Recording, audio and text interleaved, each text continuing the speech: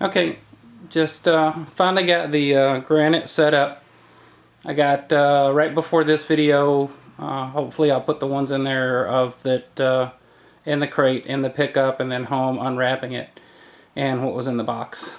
I wanted to just turn it on and try a couple of things that I purchased earlier. Let me remove this rag right quick.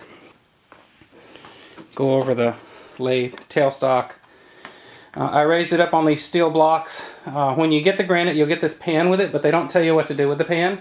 If you're a machinist, that's fine. I'm sure you already know, but if you're like me and I'm not, I had to call them and ask them. So I got the tubular steel, raised it, bolted it to the table, bolted the table to the wall, leveled it, and then decided tonight I want to go ahead and try out the my $98 quick change tool post. So I went ahead, cut down a piece of steel that I've been playing with earlier, and I turned it down rather, and then I went ahead and just knurled it to try the knurler.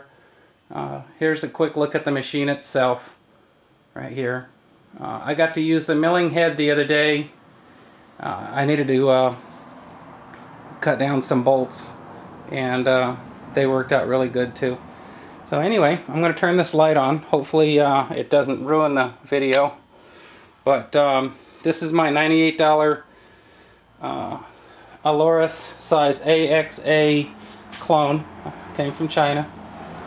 And tonight I used 3 different tools. I used the knurling tool here. And if you'll take a look right here, this is the results that I got with it. I did file this down and clean it up a little bit. And then I cleaned up the end as well. Or I faced it rather, I should say. And then for cutting, I used 2 bits, one for facing and one for turning. So that's the AXA clone. I really like it. It's really easy and quick to adjust. The dials on the Granite are easy to read. They're all the satin finish, laser engraved. I really have not had an opportunity yet to mess with the accuracy. I'm just going over the controls right quick. Here's your clutch to go from the lathe over to the mill, or in the middle for neutral. Your speed control, there's 2 adjustments for the belt. There's slow and there's fast. And I tried the slow function tonight for the first time. Get rid of this glare. And this thing will just barely turn. Let me turn it on right quick because I do have the belt on slow. So I'd actually have to find out. I'd have to get a clock, but you can turn this slow, or it will actually go up to 2800 RPM if you have it on the fast pulley. The slow pulley goes up to 1300. I haven't had it past 600. It's just not broken in, and I'm not going to mess with it that way yet. But it did the knurling job just fine tonight. Of course, your threading chart.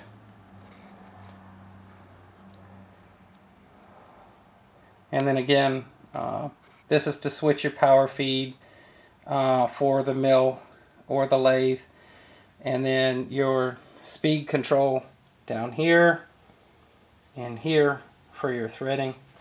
And then this is for your saddle to travel forward or backwards, or in or out, or your cross feed, either way.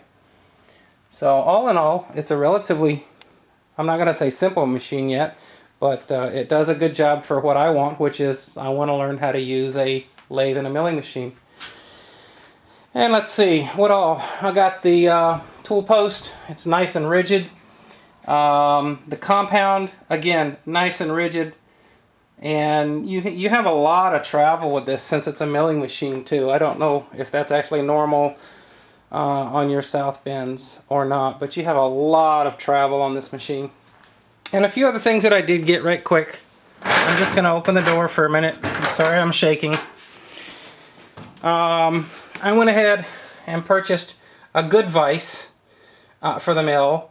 The tilting vise here is one that came with it. It's okay. I think I'm actually going to put it on the mill and mill it a little bit to true it up a little better.